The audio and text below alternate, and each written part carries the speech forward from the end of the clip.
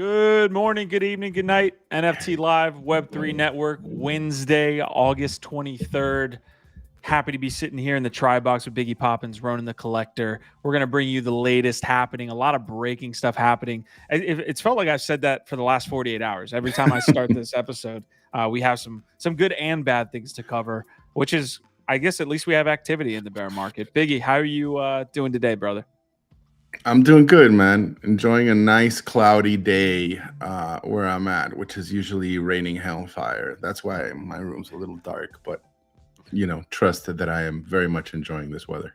All right, I'm excited to hit this Hickok DAO news with you earlier or Yeah. later in the episode. Ronan, my brother, how are you doing? We only have you for a little while today. What's up with you?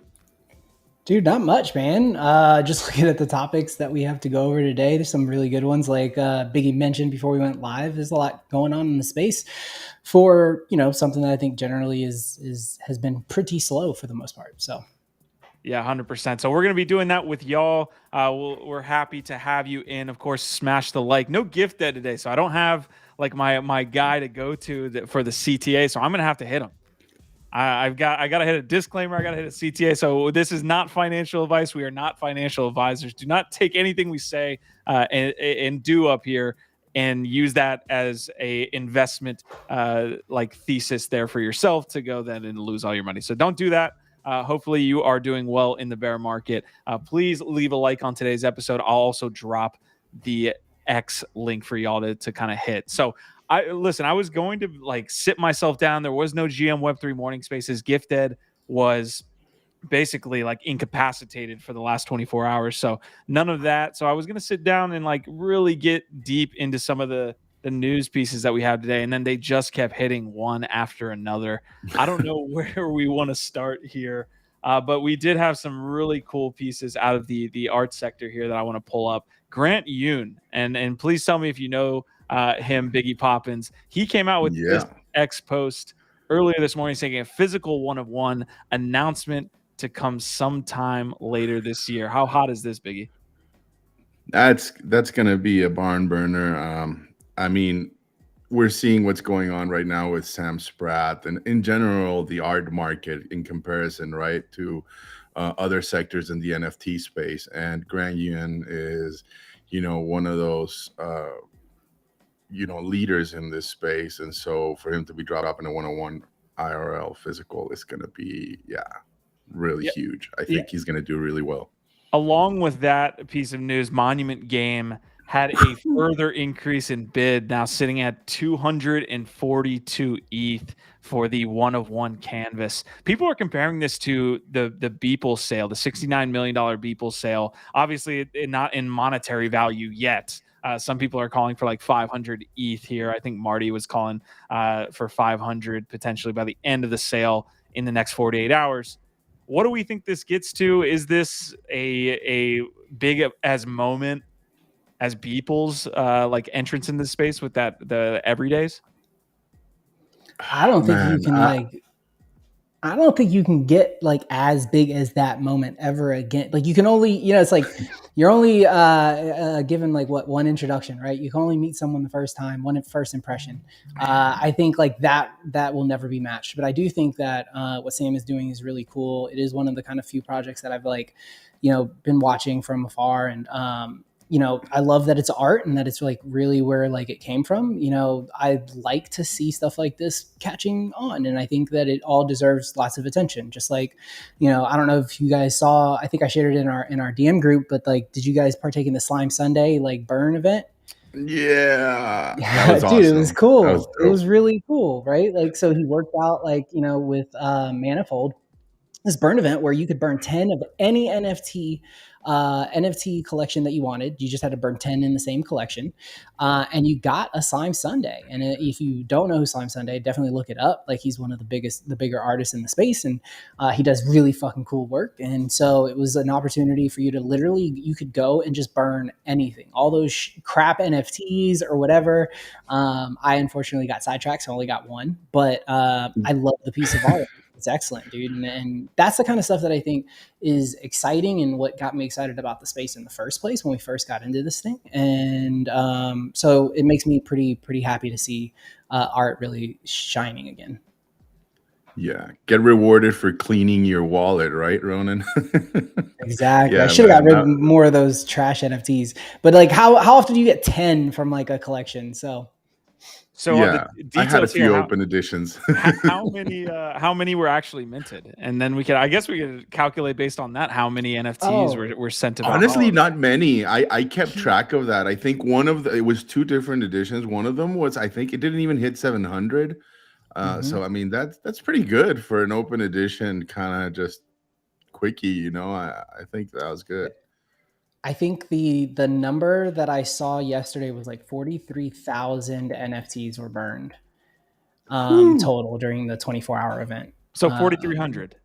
Is that the number we're going with on the supply? I assume. Let me look. 43,480 NFTs were burned. Okay. No, but then the edition size was what? Let me see. It shouldn't have been too much. No. All right. While we get the details here, we actually went live pretty early. It's live content. We're trying to get live at the right time, but we went live a little early. This is the link for today. If you do want to support the show, obviously with the live content, we're expecting people to roll in the first 10 minutes. We just pressed live about 5 minutes ago. But while we look for these details, please leave some type of repost, get people in. You can see the live YouTube link there as well. If you're watching on X, I saw that we did have some watchers there on X, and that is steadily growing here as well. We're going to be touching on a lot of the sector PFPs that aren't going to zero. We're going to get some takes there, but a lot of breaking news, something from Solana as well that I definitely want to touch on. Left Action House, Benja, Prodigy, SP, what's going on? So there were 1,100 editions of one of them, the one that's on Ethereum, and then there were 3,200 on the base ones. I think the base ones were easier to kind of claim, right? You could just buy like that's what I did. I bought some of like the initial base, support the new summer, NFT summer thing, which were like super cheap, and then I just burned them immediately.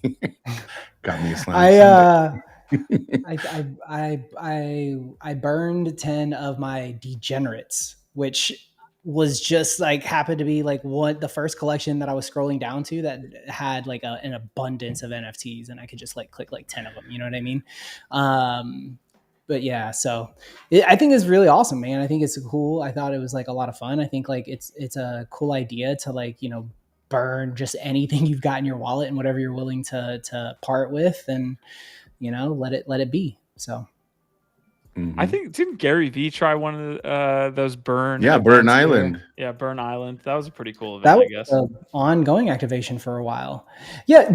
How do you feel about burns right now for like a collection, right? Like, because I think we can all agree that like a lot of collections are probably dealing with a big issue as far as like they've got way more supply than demand, right?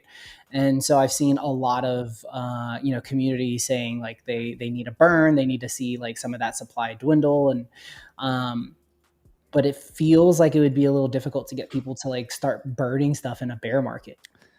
Right? What's the tax implication here? When I burn it, is that me selling it and therefore, and then I'm getting a new NFT? I feel like there's a little bit of a tax implication with some of these NFTs that I do want to get rid of, that maybe I paid a premium for. And I guess there's a lot of dust that you could do this with. Like if they're not setting some type of tier list based on what you're burning, then you can just do it with dust. So maybe it's just a conversation. I think it should be handled like throwing out the trash and then suddenly having to dumpster dive because you found something cool in the trash. So no taxes. Got it. All right, okay, I have a couple other pieces of breaking news here. One that I think is going to take up the majority of X activity, that is going to be a Solana Pay and Shopify integration. This was just announced probably 15 minutes ago. So I'm going to read directly from the post here. Shopify Solana Pay. Solana Pay integrates with Shopify, empowering the millions of entrepreneurs and merchants on Shopify to accept fast Web3 native payments with no transaction fees through the end of 2023. So again, this is just breaking. We're reading this with you. I didn't see that through the end of 2023. I don't know if that means that there's a cap on this collaboration. USDC is going to be the primary payment option here.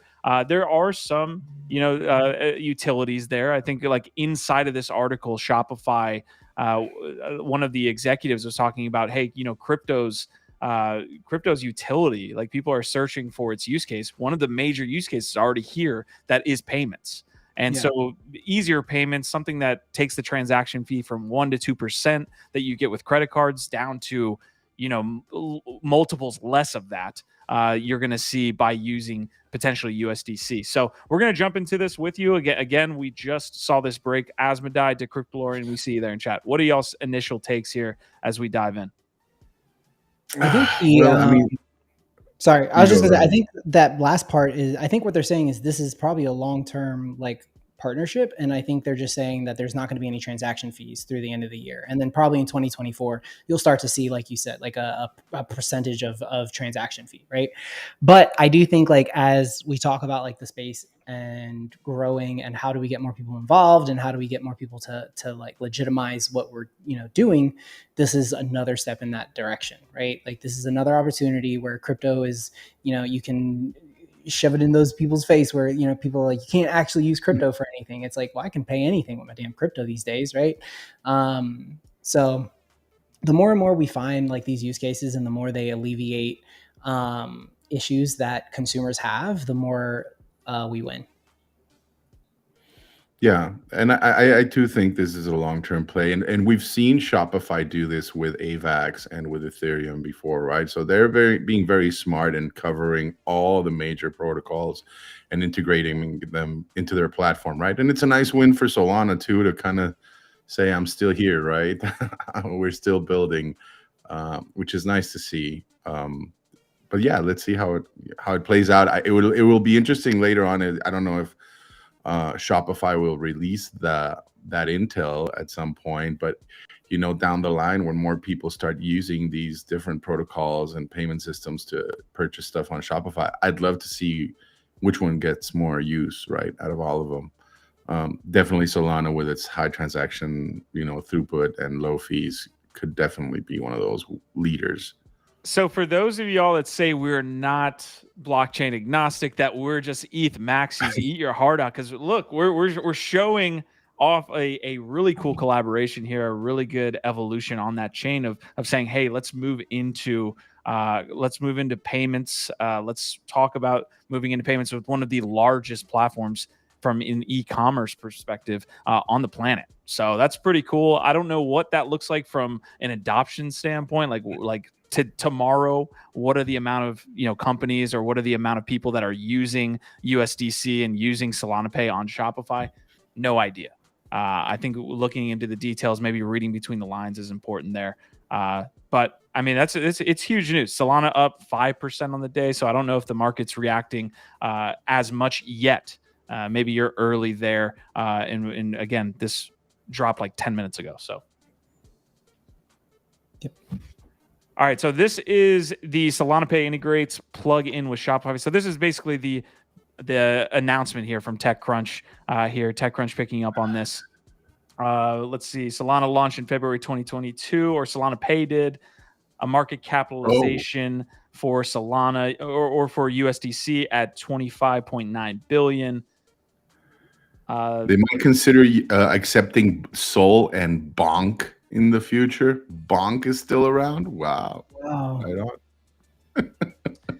Going with USDC first wasn't unintentional. Most merchants probably are more willing to accept something so closely tied to the dollar. USDC is also more regulated than, say, many altcoins, and consumers in general are already used to transacting in digital dollars. But the protocol will consider adding cryptocurrencies like Sol and Bonk in the future. So that's coming, I believe. Let me make sure I'm getting this right. Looks like BizDev Josh Freed over at the Solana Foundation. So, I mean, this is I think it's pretty big news. I think it's going to take up a majority of chatter there on X, at least for the next, near the end of the week. We'll see what long term tail. That we were going to say for the next 30 minutes. Yeah, that does start to say a lot, right? Until something else pops ADHD up. We are. Yeah, shout out to Solana Pay there, a big fish. And then the last breaking news that at least I had that seen across my timeline as we were set to go live is it looks like Rec League, that big release there that is collaborating in the Web3 gaming front with Yuga Labs. They're having a box reveal is set to be on August 24th. They pushed that back 24 hours to August 25th. Why is this a big deal? The mint did not sell out. We covered the fact that they had, I think, released 25 to 30,000 in this initial mint for this really hyped up fighting game that is set to be, believe, being played here later in September. They didn't sell out. The mint process, they blamed the queue system for that sellout, and we basically, it didn't go positively. So what we wanted to see is a good reveal. The fact that it's getting delayed 24 hours, not that big of a red flag, in my opinion. They mentioned like having like Coda mint issues or like some type of metadata that they needed to work out. So they pushed it 24 hours. I'm still excited to see the community's reaction to the actual reveal. Because again, mint didn't go as planned. Hopefully the reveal goes extremely well from a sentiment perspective. Any takes there on them pushing back 24 hours? Are you excited for Rec League coming later in September? Are you buying a Rec League at any point? No, I'm not buying anything right now. Well, you're minting, right? Ronan's got a claim still, I believe. Yeah, like I still have a claim, but outside of that, like, yeah, no. Not really minting much though. So, okay, all right. Well, Biggie Poppin's actually hitting us with some breaking news too. I saw this one. I don't think I put it on the dashboard. We've been covering a ton of negative news in the bear market. This is going to add on top of that, but not technically that unexpected. I think Tornado Cash was in the Fed's eye for a long time. But what do we have here, Biggie?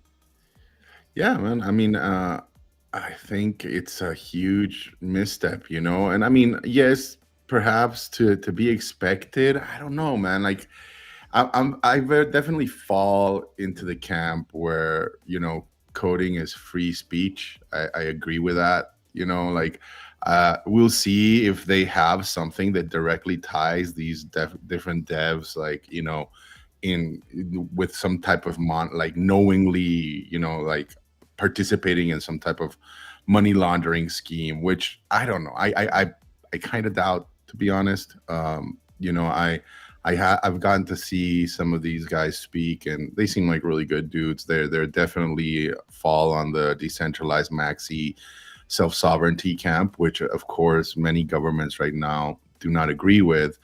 I just find it very disagreeable, to see this, how I don't know how quick they are to I mean, I don't know, it took them a while, but how quick they were to go after these folks. Whereas, we've seen, money laundering is nothing new in this world, right? We've seen many headlines of different banks laundering money for cartels, right? And getting a slap on the wrist as a result. No biggie. Continue on with business. Good sir, right? But all of a sudden, crypto comes around, Tornado, a way to obfuscate and keep your privacy comes around, and all of a sudden it's like sacrilege. It's right up there with fucking Al-Qaeda, right? And yeah, it's just very unnerving to see. I'm rooting for Tornado Cash. That's all I have to say. As I was saying, typical arrest the small devs, but none of the banks who laundered 100x never got arrested or fined. Yeah, that's the way it works. that is the way it works. Decryptolorian mentioning on the Rec League announcement, 24 hours is a huge deal these days. And Prodigy saying, I think it's a good move and in the right direction, but we will see how it goes with time. Probably talking about the Solana Pay. I mean, the Solana Pay integration is huge. It is big. I don't think it's going to change overnight, but you do see at least adoption there on that platform for some type of stable coin. I mean, that's really, really big news. We don't want to bury the lead there. Biggie, I agree with all your takes here on Tornado Cash and them fleeing always to, hey, this is used for terrorist purposes and money laundering, all this thing, when that is a very, very, very, very, very, very small percentage of what it is being used for. Probably the most used asset for funding terrorism is the US dollar. More than likely. I don't know what happens with BRICS. We see the BRICS announcements with the countries getting together. Maybe the U.S. dollar global reserve currency status is not going to be there for long. But over the past 50 years, U.S. dollar has been the primary funder of the terrorist organizations that we've seen. So yeah, it is a red herring. It sucks to see this. They were operating one of the most, I would say, like for those of you at home, like a mixer essentially allows you to obfuscate, money going in and out of a wallet, right? So like if I had ETH, I would send it to a mixer, I would receive it in another wallet, and there would be no transaction, no breadcrumbs that would lead me back to that initial wallet. So you see hackers a lot of times using mixers and things like this to attempt to, wash their money and make sure that nobody can trace it. So on the spectrum of apps that are going to get you in trouble, this one's all the way to the right. This one is all the way to the right. So there is that. It reminds me a little bit, Biggie. I don't know if you follow anything with his name is escaping me. I believe his name is Rob. He's in jail right now. He's from Philly. He was Dread Pirate Roberts. Of course. Robert. Silk Road guy. Yes. I forget his last name right now, but yes, of course. The guy's still in jail. Like he's been in jail for 10, if not 15 years and more at this point. I don't know exactly how long he's been there. It's been like since 2014 or 15, I believe. And that was I don't know if you've read up on like the whole story of what it was and, and why he is in jail right now. Obviously they use him as a huge example, right? Trying to curtail the use of the dark web and, Tor protocols and onion routers and stuff like that. But I mean, it's a sad story. If you guys want to check it out, it's long, it's sad. On the one hand, what would I say? He built a very successful business that everybody was using, right? The problem there was that the agent that was kind of like playing the other party or the other side, it feels like almost like he led him down this route where he made a really bad choice and decided to try to put out a hit on somebody. And then that really crossed the line and gave, the other side all the tools that they needed to just put him away for life. It's sad. Who's to know if he meant it or if he wanted to do it? I mean, the conversation seems to show that it was, but when you see just the interactions and how everything played out, it's just dirty and crappy and sad. And yeah, I feel for the guy that he's stuck there, but. And this is directly to the playbook that the U.S. judicial system has always gone with, right? Is that, hey, we're going to make an example out of a few people, and hopefully that scares off the majority of folks. And it's insignificant people, right? It's not powerful people. It's not people that can really move markets and do things, right? Like you don't see them doing that to Wall Street. You don't see them doing that to people that are enabling them to sometimes use those same tools or those same things to do whatever they need to do under the shadows, right? It's just when it bites them in the ass that they don't. All right, folks. I know it's a little bit of a dark start. We're not gonna leave this area, by the way, because Nate Chastain. Well, we can't. I don't want to come back to it because Nate Chastain, the former executive over there at OpenSea, got arrested. I'm sorry, he has been arrested. He was basically sentenced to several months in prison. There were a couple different stipulations to this sentence that we can briefly dive into. Again, we want to stay on some level of positivity here while we sit in the bear, but this did happen yesterday. This broke that the ex-OpenSea manager convicted in the NFT insider trading case is now receiving 3 months in prison, along with a couple other things, including fines and I believe at-home detention as well. So 3 months in prison. Nate Chastain, again, if y'all weren't here in 2021, I believe this story broke, maybe in 2022. He was essentially, because he knew that there would be certain NFT projects that would hit the homepage of OpenSea, he would buy them on the open market before that happened. So even trading on the secondary NFT collections were put up there as featured. They buy like a banner or something like that. He'd know he'd buy it. I don't even think, Biggie, that he profited much off of it. I think that's one thing. $50,000 it says right there. I mean, shit. That's fucking sad. If he had, like, because a lot of people are kind of, there is a debate here because Nate Chastain did something bad, right? And people are a little bit divided on even talking about this guy because a lot of people view it, Nate, as like he's one of us, right? Like he's from the community. This was an OpenSea, still had some modicum of reputation in the industry. And so some people kind of come in defense of Nate and say, man, well, you're piling on. That's too much. They're taking advantage of him, or like the same thing you're going to see with these Tornado Cash devs. The problem is Nate did something extremely wrong. And really at the heart of it, like it was premeditated. That's the issue here. I lean more towards the people that are like, hey, this is fair.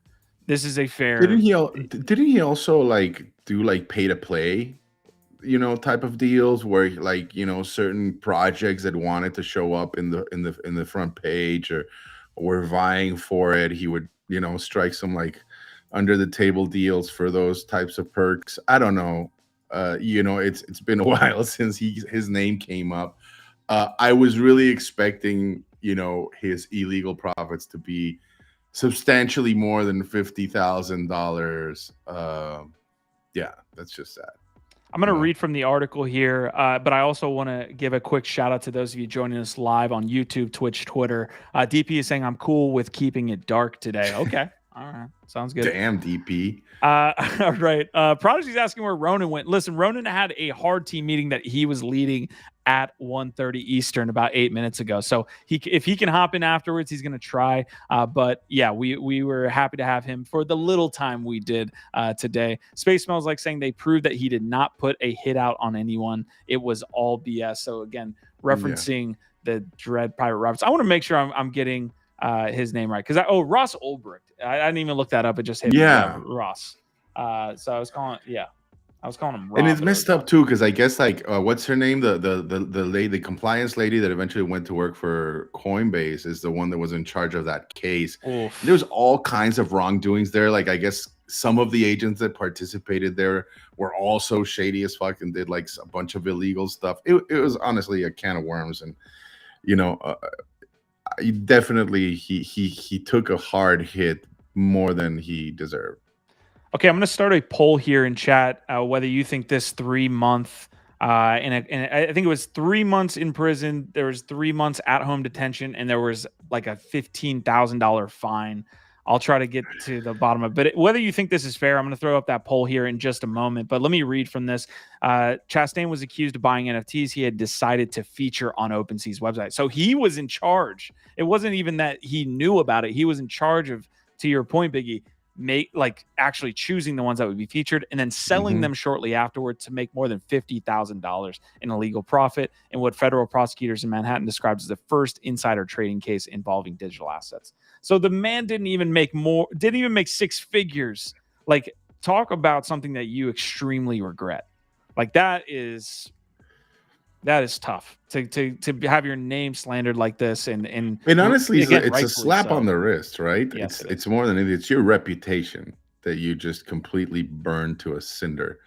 And whether it's fair or not, it's everybody's gonna have an opinion on that. Necessary though, unfortunately, yes. I think like you do at some point you need to start showing some precedent. There is such a thing as insider trading in this space as well, and I don't know. It's a fine line. I get it. Finding that juicy alpha and how it is you go and come about it. But this was just blatantly out in the open, utilizing a position of privilege to basically screw over your collectors or your customers.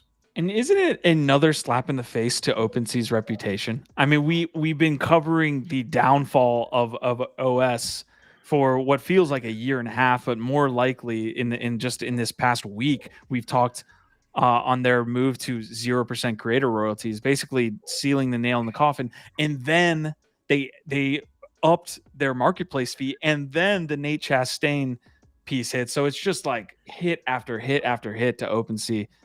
But what downfall, Q? It's still the premier trading space, right? Like there is no downfall as far as I'm concerned. We're all clamoring for it. We all hope for it. The only thing that's happening here is that this fucking behemoth is like literally revealing itself to be the, nemesis that we've all thought it has been, and like you said, like it's taking the gloves off. I think it's just done playing nice, which I much prefer. Right, like we were talking about yesterday. If you're going to be blurry, you're going to come in. Don't make promises that you don't plan on keeping. Talk about what you're all about, and that's fine. But again, their PR approach is definitely taking a nosedive. That definitely has taken a downfall, man. So I'm at the point now where I'm not using OpenSea. Other people have different takes on that. I think DP's comment yesterday that he's going to go where the liquidity is important, but most of these platforms are aggregators at this point now. Although Rarible came out yesterday, I want to hit that really quick. Hill Dobby is a great profile to follow if you're interested in doing analytics dashboards. This is one of his. It's going to see a lot of data, right, from a timeline perspective. This goes back all the way to August 2021, so you see where we're at. Obviously, the orange being Blur and the blue being OpenSea. You can see that volume has primarily been Blur for, more so than this, but this goes back to May 24th. I am interested to see where this daily volume goes, because this is coming up and it's hard to tell after August 14th. It looks like what I'm seeing here is August 14th on the weekly trading volume. So from here on out, now that they've sealed this nail in the coffin, in my opinion, for them, where does the activity go? We'll see. Maybe I could look that up. It's definitely an opportune moment for somebody to step up and provide something better, for sure. Yeah, And there's always builders doing stuff, so fingers crossed. That is fair. Yeah, I'm going to go to NFT Go and show you guys one more chart just related to this, and we'll move on into some more positive stuff, hopefully. Here's the traders and the trading activity here over the last 24 hours. So again, prediction here, whether OpenSea would get hit on the trading side, even on the volume or activity, it's not happening, right? You still see OpenSea with the primary amount of traders. You still see it with a large amount of volume compared to Blur. Blur still has the majority, but OpenSea is still untouched, like you're saying, Biggie. Yeah, that is, I think, a big part of the Lindy effect. It's really hard to take out like a top contender like that. And Rarible, God bless you. It's one of those, like, you should be winning right now, but I don't know. It's been a long time since I've touched Rarible, to be honest. I had such horrid experiences back in the day, and again, that shit haunts you. Yeah. It's all right. Space smells like Easy in Crypto. OVOT sliding in late. Prodigy saying, you do the crime, you do the time, pay up. And the Cryptolorian saying, yeah, if you're in charge of picking the projects, then certainly a conflict of interest. Yeah. So the narrative with Rarible has always been there. Rarible has been around forever. They were one of the first ones to try to go this decentralized marketplace route with the token, Rari token that launched. They had a bunch of wash trading that they dealt with. I think they would, looking back, probably have chosen to launch that a different way, because it ended up leading to a lot of mercenary activity. But the narrative has always been there. We support royalties. We always have, and we always will. By September 30th, Rarible will no longer aggregate orders from OpenSea, LooksRare, X2, Y2. The issue is the product has never been that great. There have been issues with bugs. There have been issues with updates. We already talked about the issues with the token. It's like it's there for them, but it just never materializes. Mm-hmm. All right, we're going to get into some other topics here today as well. Again, Sans Gifted, Sans Ronan now, who had a team meeting there to get to. So we appreciate you guys tuning in for just me and Biggie Poppins. This is quality, though. You're still getting quality. Yes, sir. All right, let's see. Next piece that I really did want to get into. Let's touch on this. This was in my breaking news piece, but I feel like it just got like ramped over by the amount of just the wave that we got right before we pressed live, which is the Daniel Allegre, the CEO of Yuga Labs, was on the Farouk Spaces this morning. So I want to make sure that I pull this up. I did have one tidbit that I wanted to actually play for y'all. Let me make sure I've got the right clip. That's going to take me just a second. Biggie, if you see any comments there that you want to hit on, give me just a second to pull this up. All right, let's see. All right, I've got the clip. Let's listen here. This is Daniel Allegre talking about what Yuga Labs is, like what Bored Ape Yacht Club is, where they're headed in the future. It's about a minute long. Let's listen in. And look, people ask me, well, what has surprised you about being at Yuga? Like, what are the things that you didn't expect? And a few things have really come out that, again, just like it was obvious that influencers mattered in gaming, I'm kind of surprised at myself that I didn't realize some of these things. Number one, the fact that our community is transforming how you build a brand. You know, if you think about how long it took for, I don't know why my daughter left this year, but I've got a little Minnie Mouse next to my computer. How long it took for Mickey Mouse to become a multi-billion-dollar brand? You know, it took decades, and it was all built by Disney themselves. And you think about Bored Ape and how quickly it became a multi-billion-dollar brand. It only did so because the community helped build it.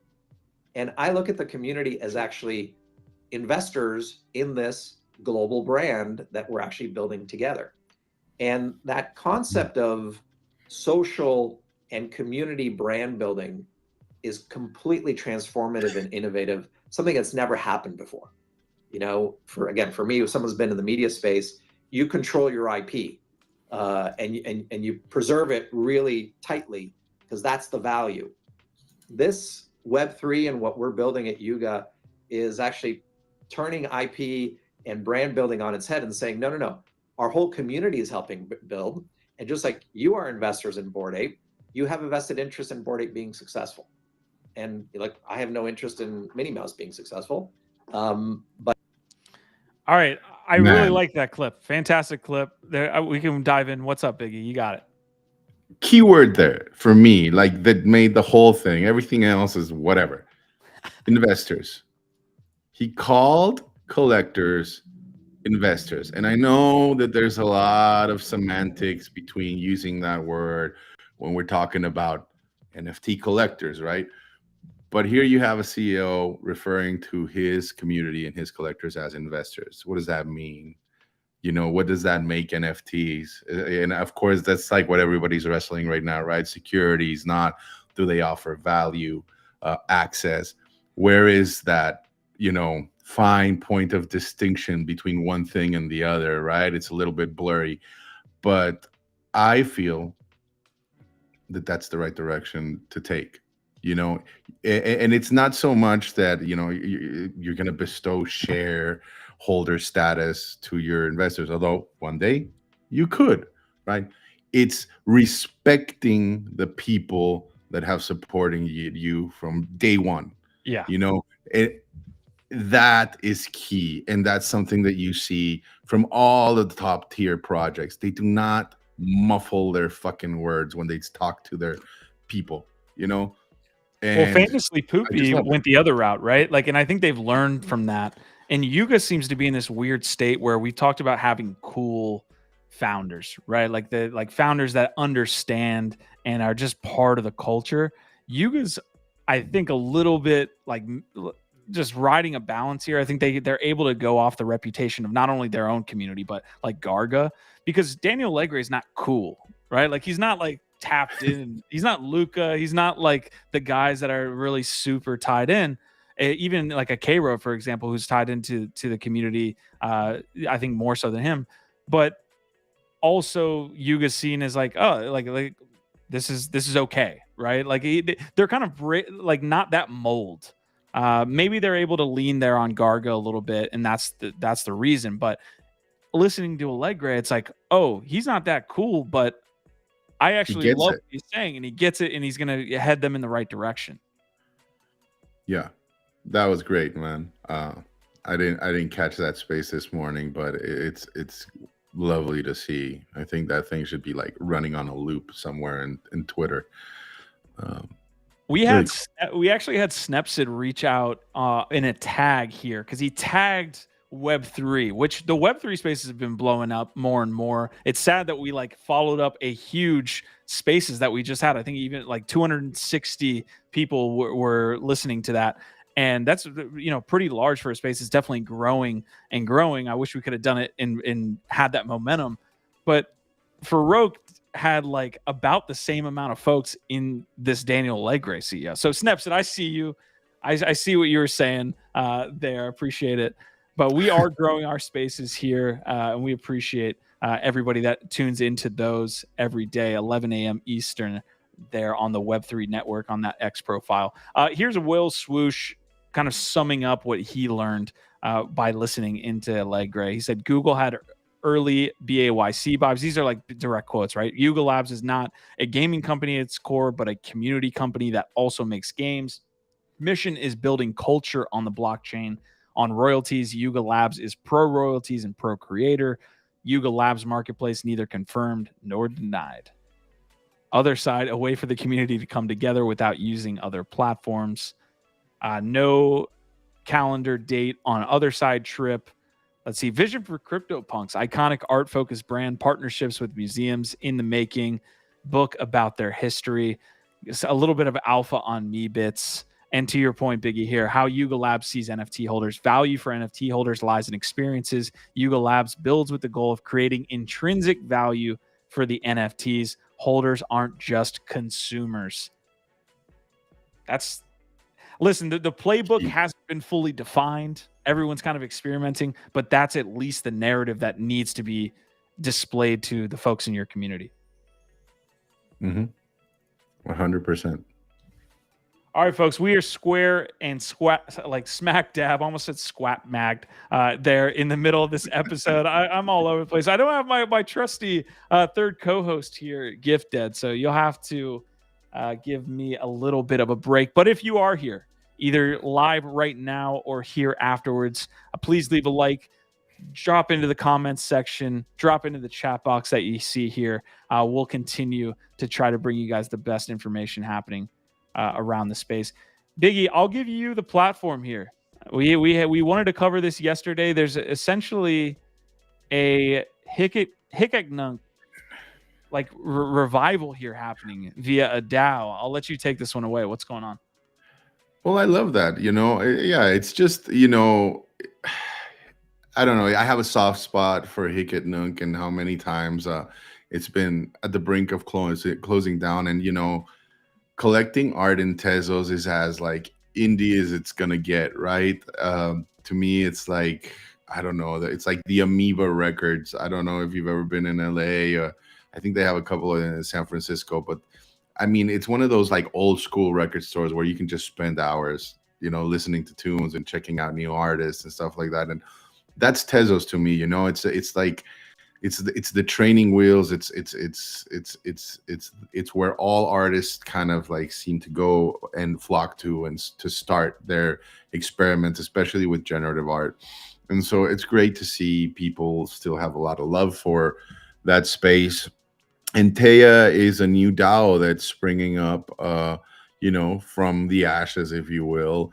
And so for any of you out there that might have collected something on Tezos via Hen, and there's a couple of other ways to qualify. I think they're pretty broad.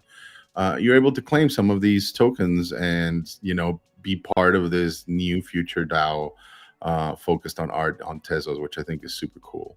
So I encourage you all to check it out and see what's up. Not financial advice, by the way. Yeah, Biggie bringing the alpha. Appreciate that there. A little alfalfa goes a long way. Listen, I'll bite here. I'll bite DP. What are we going to discuss here about this photo? Because DP's in chat saying, let's talk about that picture Q posted of Oktoberfest in 2022. What do we want to talk about? You don't like my lederhosen? I just want to know. How drunk am I in this photo? Yeah, high chance. One. And two, those things like cause any chafing? That's what I want to know. They're Like, do you actually have to break extremely them in? comfortable. They're extremely comfortable. You do have to break them in from the perspective of like, I would say like sitting and things like this. They break in extremely fast, and then also the overall aspect is what kind of like makes it feel like you're not wearing anything. Again, you're just like, because it's one piece, and the actual just sitting on your shoulders, there's no like feeling that you're chafing or anything like that. It's just you feel free. Now, let me see that picture again once more, just to see like, so how does the whole bathroom situation thing work there? Like, do those things have flies, or do you actually have to like Oh, make that's sure a that great those things question. don't touch the ground while you're pissing? Because What like, a fantastic question. There's a flap on the front of these. I don't know if you can see. There's a flap there. There's a flap that comes a fly? down It's a in flap? front. Yes, it's a flap. that's fucking hilarious. All right. I do want to pose this question to the group here because I did post it on X and I got some responses. What's an event or place around the world that people need to have on their bucket list? Benja comments is saying here in Chile, we have a celebration called, and I need to make sure I'm getting this right. Dia Chiocho? Dieciocho, 18. Okay, Dieciocho. Okay, I hadn't seen it in that form before. It's our Independence Day, and it's fucking wild. 100% should be on the bucket list. But yeah, Dieciocho there in Chile. So.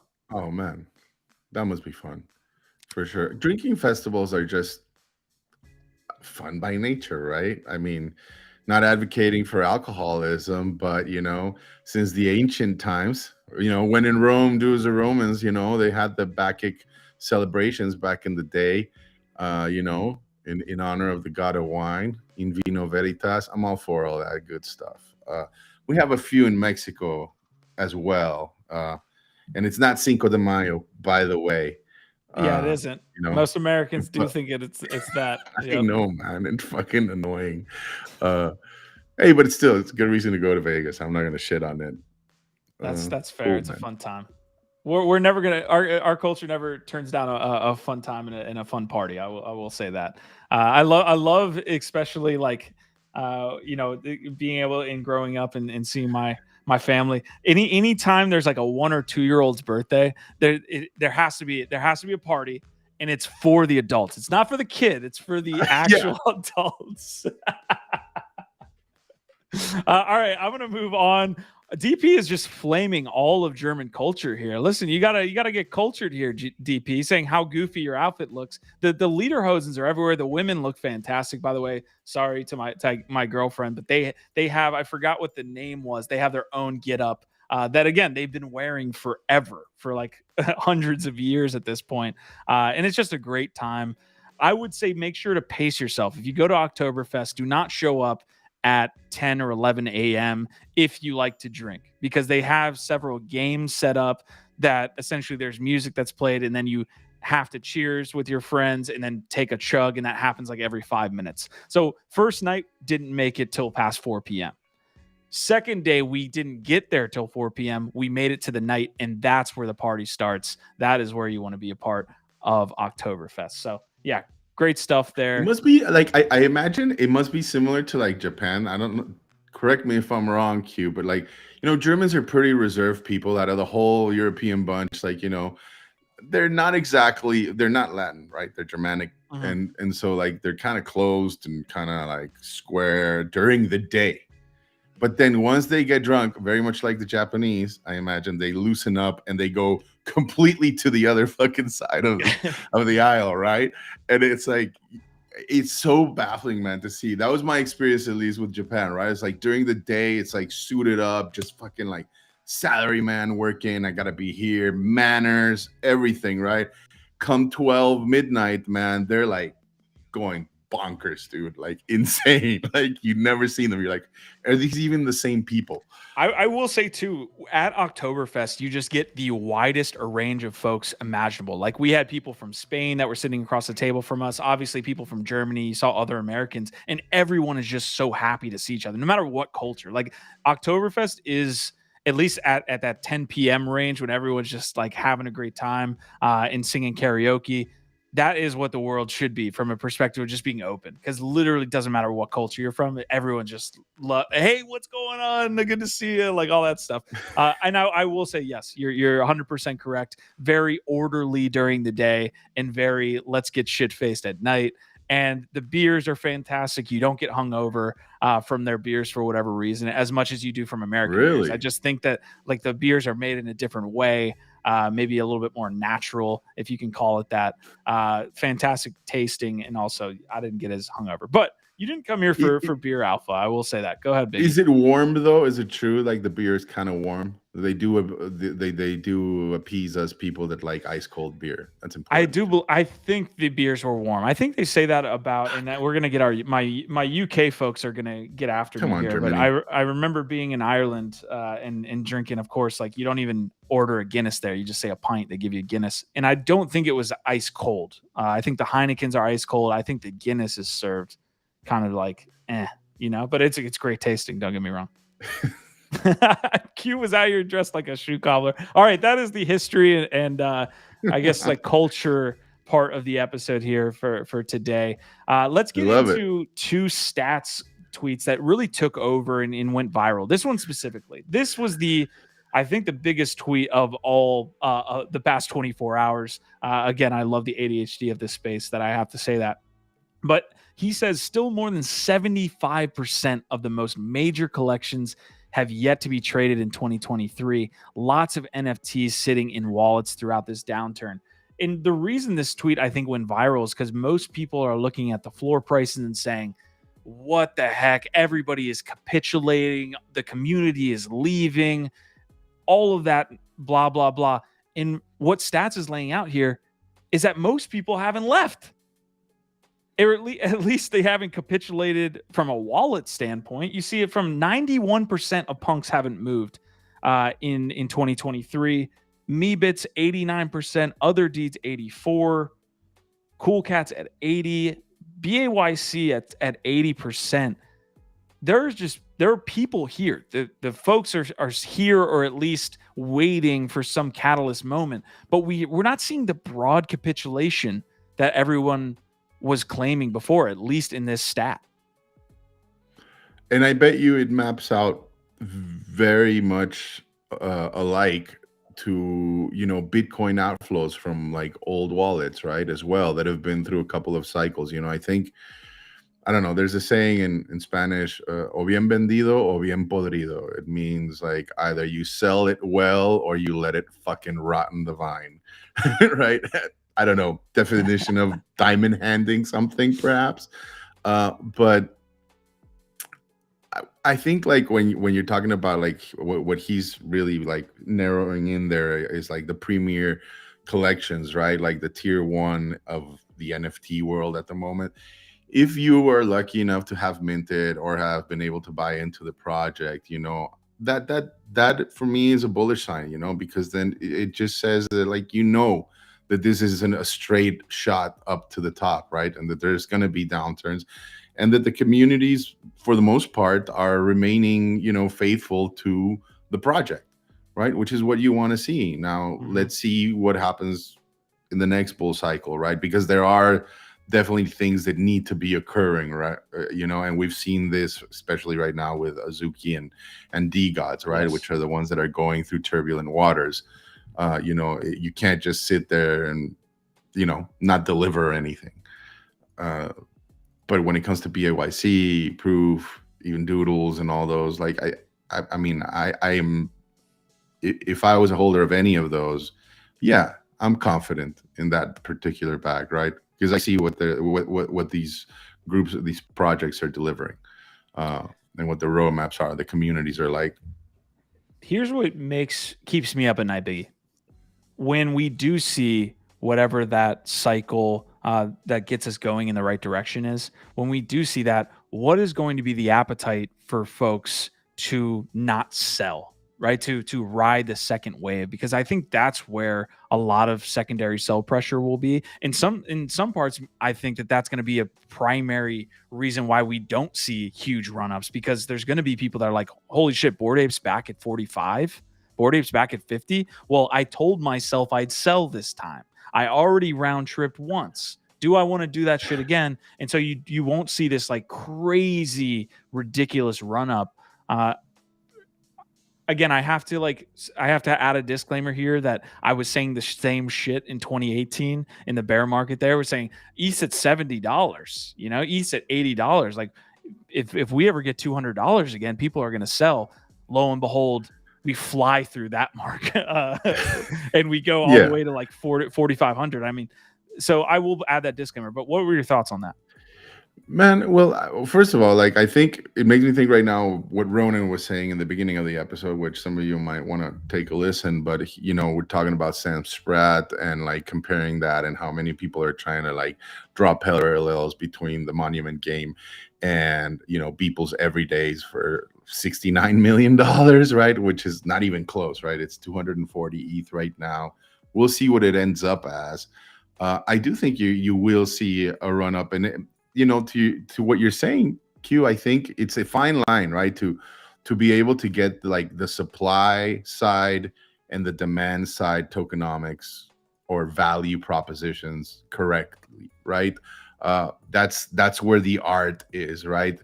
In this next cycle, we hear a lot about a lot of projects right now holding back their deliverables or their art because the market is not right for whatever reason. They're timid, who knows, right? But come time to play ball, when the next bull cycles comes about, that's where you'll really get to see who was swimming without trunks, as Buffett used to say, right? And what's going to keep you from selling is going to be that. I feel it's going to be the demand side, and what that value proposition from these projects is going to be.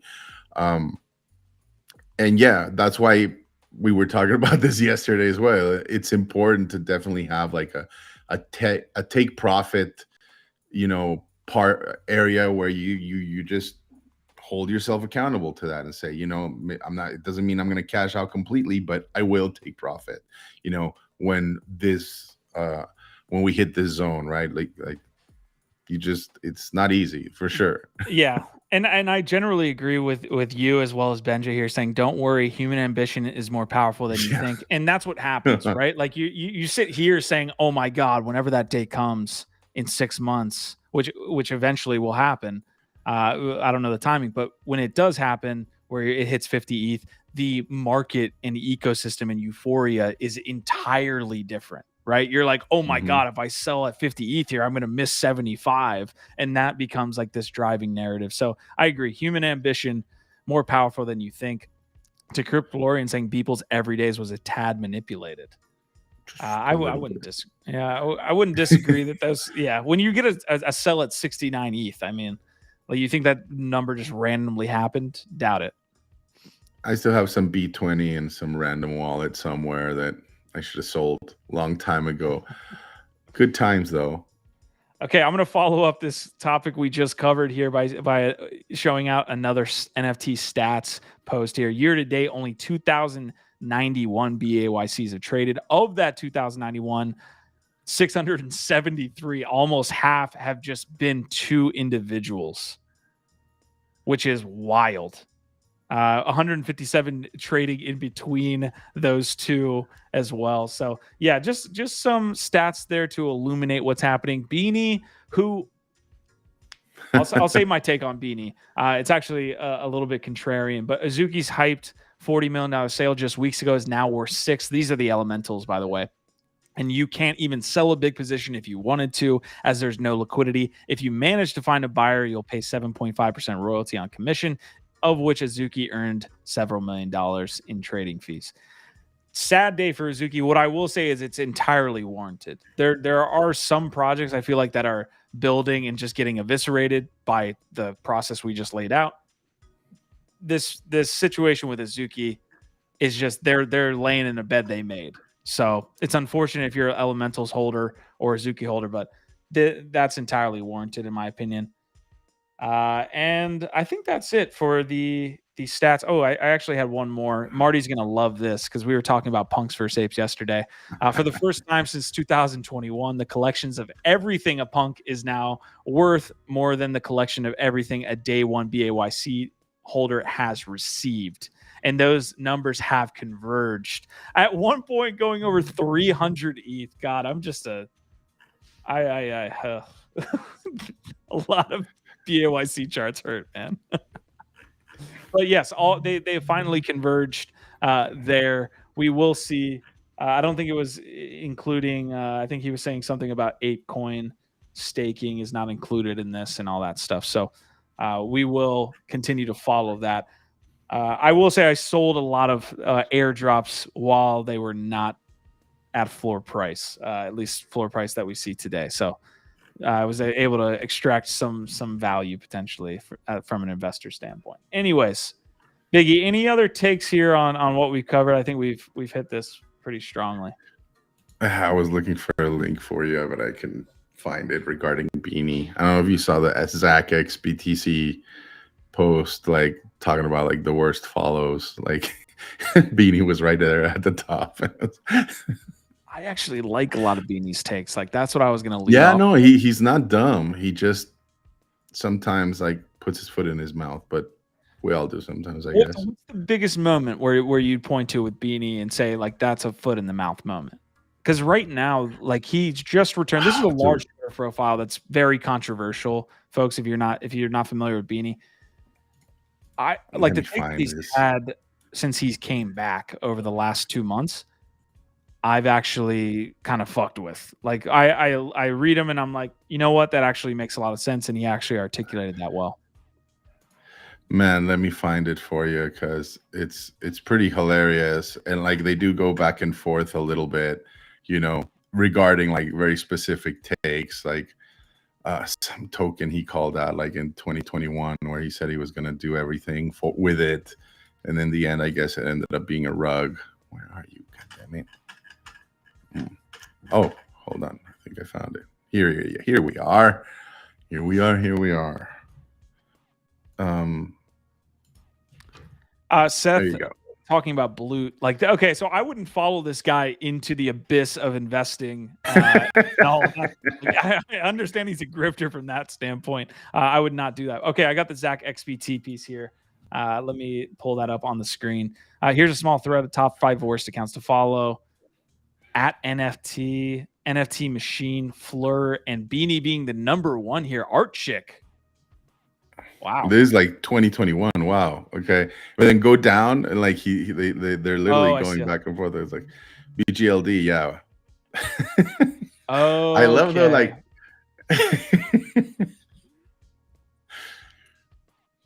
Like that's one dude I would not want to fuck with, right? Like Zach XBT. Like shit. I love these like 2021 bangers right now. We're going through 2021 NFT influencer fights. That's not on my bingo card here today, Biggie. I appreciate that. Yeah. Pickles. Okay, so Pickles, B Gold, and B Gold was related to Blute, right? That was so Gold was related to Loot. B Gold, Blute was then related to Loot, and then B Gold was related to Blute. I just turned your mind into mush, but basically all of this was Beanie's attempt to make money off a derivative of Loot. I guess, right? Is that my man? Sorry, I got distracted for a sec. No, you're good. I have a Beanie tweet here, actually, or a post. OpenSea is completely dead. Massive marketing push for this mint, and only 25,000 worth sold in nearly an entire day. So this is one of the, again, an example of a post where I'm like, thank you for reporting on this. I agree with the take. Like, and this shows off at least what we've been covering, which is that people aren't fucking with OpenSea, at least on a launchpad front. So we'll see. Decrypt Lauren saying Beanie the serial scammer turned somehow holier than thou NFT saint. Wait long enough, somehow you can change your narrative. You caught me on that one. So true. You caught me on that one. I will say, like, looking at all of these like former 2021, 22 scams, or at least rug pulls. He was learning. Q. I like Zach XBT a lot. Ben just saying so ruthless there. DP saying you have to at least give Beanie credit for the audacity. That MFR keeps on ticking. Yeah. Okay. You guys caught me on that one. When I brought the point up that I like his takes, I wasn't necessarily endorsing his history of rug pulls. Okay. So don't hit me too hard on that. There was a points parlor update from DeGods. There was also an art update from DeGods. They're saying they're going to continue into this season 3. I think the wind is out of the sails on that one, man. It feels like they're kind of grasping at straws, and maybe they're just updating and providing value to their community through the update. But from a broader sense, the win is gone. Yeah, but we know what the solution is. Just stake your claim, brother. That's all you need to do. Is come out and say what you're about. Like, these parlor tricks are not going to hold you up until the next cycle, you know? I want to believe, for sure. I want to root for DeGods, but, you know, enough is enough. It's just like, what the fuck is it about? Yeah. That's all you need to say. Agreed on that one. All right. I'm going to round out the episode here relatively quickly. We'll probably be here for another 5 to 10 minutes, folks. Thank you for joining us on NFT Live today. We'll be back tomorrow. We'll be hitting it. Whether I have to do it solo or I get some folks on here. Shout out to Benja, who actually made a request to hop on NFT Live, man. It's good. Oh, hell yeah, man. All right. I might arrive late, but I'll hop on too. Like, thank you, sir. Have some stuff. I always appreciate your takes here, and I do want to have a question to ask you. But before I do, I have an NBA Topshot. This is retweeted from the NBA official profile, by the way. So that's pretty big. I mean, Gifted always sits up here and talks about how brands that enter the space, and NBA Topshot has been around. Don't get me wrong; they literally started a lot of what happened in that big NFT run, but the fact that the NBA is still involved and still sharing posts from NBA Topshot is legitimate. This is a Larry Bird drop here from NBA Topshot. So one of the biggest drops that we've seen from them in a while. Let's listen in. February 8th, 1986. I didn't really know if I wanted to be in the 3-point contest. I got old Larry in here. A couple of my teammates told me I wouldn't win it anyway. So then I had to go out and prove to them that I could win the thing. I've never done anything like that before. Next thing you know, we're out there playing and shooting, and the more rounds you go through, the more confidence you got.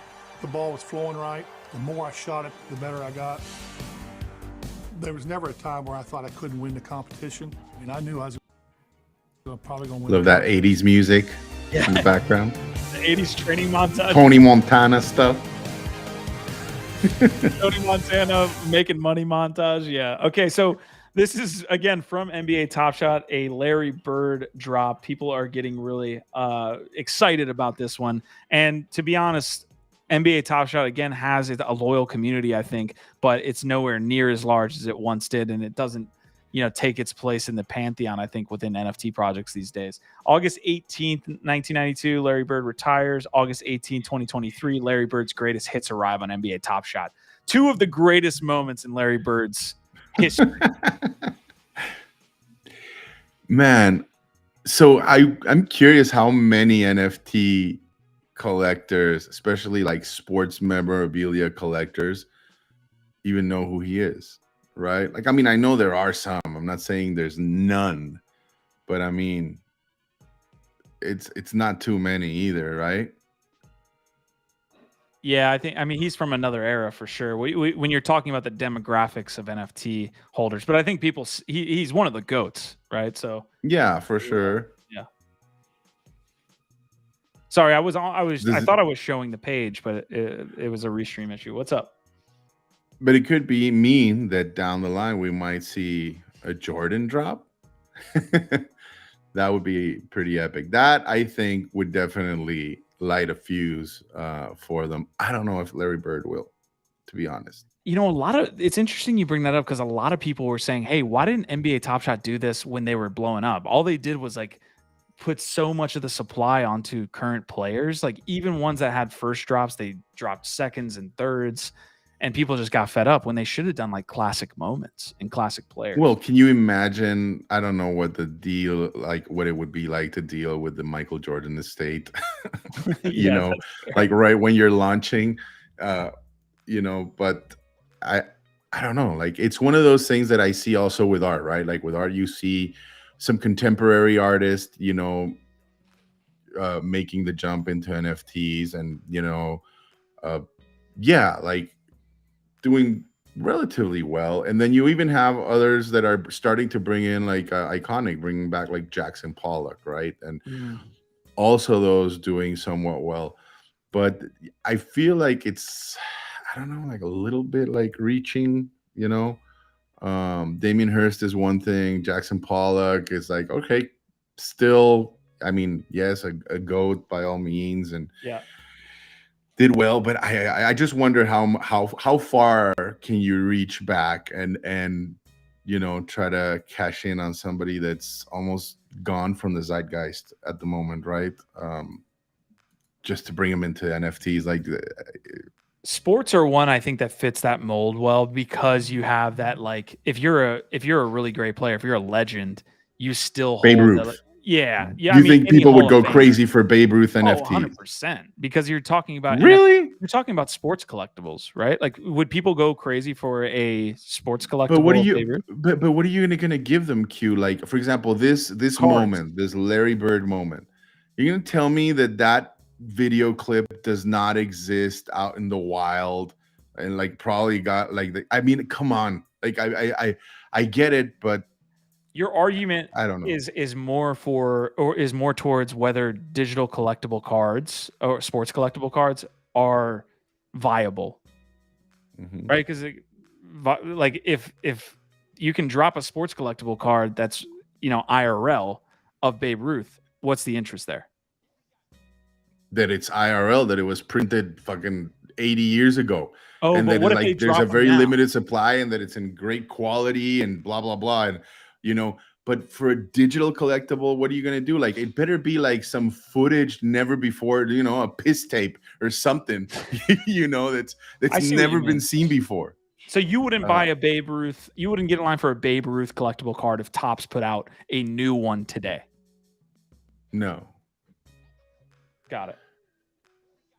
Okay. No, that definitely feels like copy pasta for me, you know? Like, for example, like with the Jackson Pollock drop that Iconic did, I thought they took a very original approach, because like what they did is that instead of like just going and scanning like an original Jackson Pollock and making it an NFT, what they did is they purchased the right to the whole floor where Jackson Pollock used to paint, right? Got it. And so now they're able to extract certain portions from that floor where all of this great art was created and turn it into NFTs that have never been seen before, right?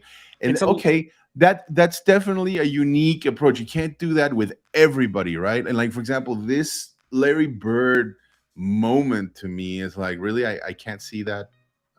Like, I don't know. I wasn't the biggest Larry Bird fan. Sorry, fam. But like, I don't know. Like, I refuse to believe that this is like never before seen footage, right, of Larry Bird or Larry Bird commenting. It's just like a little bit of like a mini documentary, like in a capsule that's turned into an NFT. I don't see how that and adding some scarcity is going to add like real value. If I'm like a Larry Bird collector, you know, and I actually have his cards and this and that, I don't know. You gotta be on another level of fanaticism, but I don't see the general NFT sports memorabilia collector fan base being like, like even if you did it with Michael Jordan. So the original utility of Topshot, right, was the ability to merge a highlight with a card experience, essentially. So you'd see the player on the front, you get to turn it over, you basically own the highlight, right? So it's probably one of the first Larry Bird collectibles that has a digital highlight component. That maybe you can sell me on that. That's the first time that's probably together. But yeah, anyways, I'll take the original card any day, or basketball or whatever. More expensive. Yes, yeah, I like the take. I appreciate the differentiation there, and it's one of the reasons why NBA Top Shot has struggled, because that thesis is pushed up against whether digital collectibles and a highlight is worth collecting, right? Like that's, I think, still yet to be seen here. All right, the last piece that I had, Biggie, if you have any other stories before we round out the episode, you feel free to share them. But this is the last one that I had on my dashboard.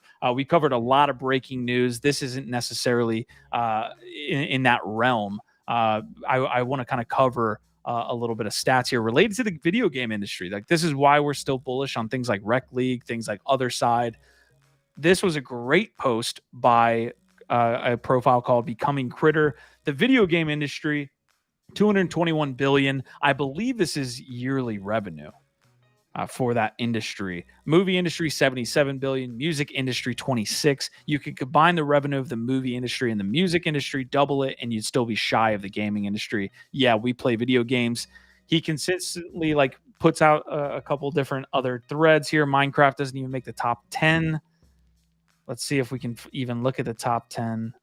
Dungeon fighter game in 2005. I've never even seen that. Pac-Man, Space Invaders in 1980. My goodness. I guess this is just the IP. PUBG making a cool $14 billion. Good God. Mobile gaming in particular has led the market's growth as PC and console gaming show modest growth. You can see that there. Mobile taking off there around 2008. When iOS and Android app stores are launched. So that's a look there. Mobile gaming, 85 billion of that total as well. See if we can garner anything. Mini games make a huge sum up front. GTA 4 or GTA 5 made 800 million on day one. More than $1 billion over 3 days. Holy crap. And I don't know if this thread continues. Does it continue? Fortnite made almost that much in a single year. Looks like 5.8 in 2021 was made by Fortnite. So again, you see this push and you see people standing for Web3 gaming. It's kind of a tired take, but if you can take a percentage of that and try to carve out a little market share of, let me make sure I get the total again, $221 billion. Then you have a market and one that is have a unicorn. Yes. you have something that does not exist right now in the NFT space, which is revenue here. At least a majority of the projects are still trying to figure that out. So gaming going to be big. Movies and music, I think, are still trying to figure themselves out. Specifically, I think more so music is one that people think can be a new paradigm, but we really just haven't seen the viral. They missed fashion there also. Fashion. Should have added the fashion industry as well.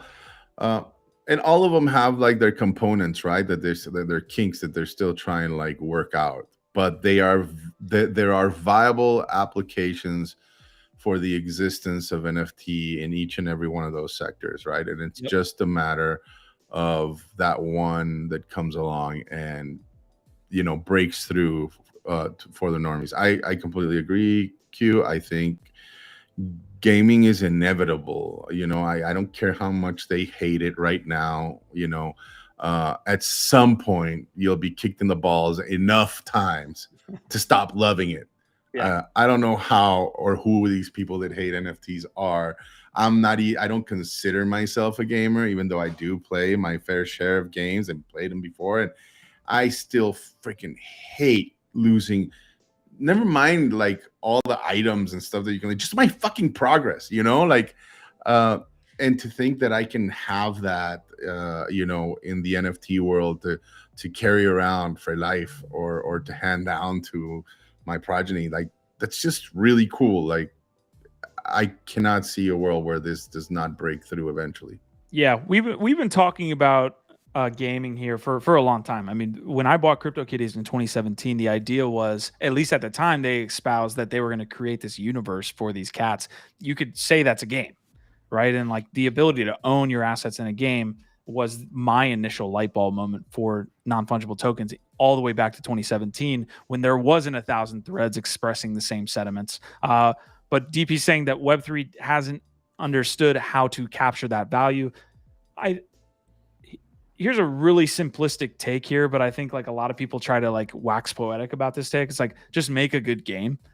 When you in Pizza Later, I think is bringing up like play to earn. I want to make sure I'm getting the right folk, but talking about play to earn, that was definitely the run up there that we saw previously, right? Axie Infinity, not the greatest game, but it had, at least in the short term, sticky tokenomics. People were making a ton of money, so people, like kept playing the game until that run out, or that spigot ran out. So again, make a good game, and we're right at this moment in time where we will have those. I brought up a couple different pieces here. I don't think heavy metal has been that great from a gaming perspective. I'm just don't like the farming system. I do think that the raid system is going to be heavily scrutinized. Like whether it's good or bad, the raid that occurs on heavy metals is going to be important to watch. Whether Yuga can put out something good, but we do see parallel avatars with 77% up. These avatars get you snapshot for beta access into their game, and I bring that up because we're talking about value capture for people that hold the NFTs. There you have a little bit of it. More so, I want to talk about how Parallel has been seen as a good game, and it's not this like Axie situation where people are like, it's a fantastic, phenomenal game, and it's really because they're up 10x on their AXS tokens or what have you. These gamers are actively playing this game and they're having fun with it. So that is one thing. We're at the precipice here where games are going to start to come out that people actually like to play. We bring up Rec League multiple times. We'll see how Rec League does. These are very like pivotal moments in Web3 gaming history. Parallel being an actually good game to play and stream. You see some value capture for the NFTs. The Prime token as well is finding some value capture. So you see examples that aren't just run-of-the-mill play to earn Ponzi's. Let's see. DP saying at this point, Web3 gaming. Look at any other of these comments too. I definitely sit on my pulpit here a little bit for Web3 gaming, more than I probably should. But it's just because I've been involved in it for so long. DP is saying at this point, Web3 gaming threads talk about how it's the new frontier is nothing more than engagement farming. I see what you mean. It's like I guess it's a low-hanging fruit. Pizza Later saying, I've held an ape since the day after Min. I'm skeptical that other side will really pop off. The make a good game is the hard part. Even AAA gaming companies drop crap 50% of the time. All right, I don't want to stand up here for too much longer. If you've been on the channel, other side doesn't need to be this like widely distributed game, in my opinion, to be successful. I changed this thought process after talking with the other side, or the other space guys, Baron Von Hustle. What they need to do is, and then what I think they're targeting is to be what Sandbox was in 2021, where you have the ability to have different collections and different IP, different communities build inside of other side. If you can make it so Meebits people, Oni Force people, Moonbirds people, apes, all of these folks can, in an Unreal Engine environment, jump in, then that's their success. And that will easily be something that pops them off. They don't need to make this like World of Warcraft game, at least up front. Marty McFly says, I think baseball card collectors want the physical cards only. That's, yeah. I don't want to, Biggie, please stop me. Like, please jump in whenever. Like, the physical cards only. It's like, that sounds like a take that would be in like a 1995 take on internet as well, saying that people only want to interact in the physical world. It's like digital collectibles are clearly moving in one direction. But I guess in the very, very short term, yes, they want physical cards. Just seems like a odd take. I don't completely disagree. Like I said, like I feel like some particular like niches or markets or games in this particular like are more stubborn than others, whether it's their fan base or their collectors, right? And like not everything is going to transition immediately or perfectly well into NFTs, right? Like I think baseball can do so. It's just not in its current state. And I mean, not with the current players, you know. And so I feel like that's why you see them reaching back all the way back to Larry Bird, right? You know, and I don't know, you know, I think it's fine to remain a skeptic in this space because nobody really knows anything, you know, but we're all in here because there's something that for us shows promise, right? And that we believe can eventually become something way bigger and way more. That's why I'm here. And so that's what I focus on. But I agree. It's also very important to not just be a hopium person, right? And I continually, you know, it's good to listen to everybody, including the beanies of the space, right? Because they're not stupid, right? For being in this space, for starters. And then every now and then, you know, you get alpha or you get insight from the strangest of people. So, you know, one of my favorite phrases is keep your mind open because it's like a parachute. It only works that way. I love that take. Yeah, it's tough to when you find when you open your mind in a certain situation and it, you know, is either profitable from like a mental health standpoint or just like a maybe even a financial standpoint, like that's great, but it's oftentimes hard to do that again. I feel like we can get stuck maybe saying, oh yeah, I found out about NFTs, but like this next thing, oh, that definitely won't work, and kind of get stuck in that maximalism. You see that with Bitcoin maxis. They had to open up their mind at some point to accept the thesis around Bitcoin, but they won't do it again for things like Ethereum and things like NFTs. So it's definitely an interesting discussion. We've had one throughout the whole live show here, man. We've been going almost an hour 30, so we are going to cut that off. Appreciate everybody's takes here today. Of course, we're going to be back here tomorrow for the last show of the week on Thursday. We're surviving, man. There's a lot of headlines, a lot of positive things, a lot of negative things happening, but there's activity, and we are surviving, Biggie. I agree, man. We're still moving up and to the right, you know. Just got to get through this. The rest of this year, I think it's going to be interesting, but there's no doubt in my mind that we'll get through it.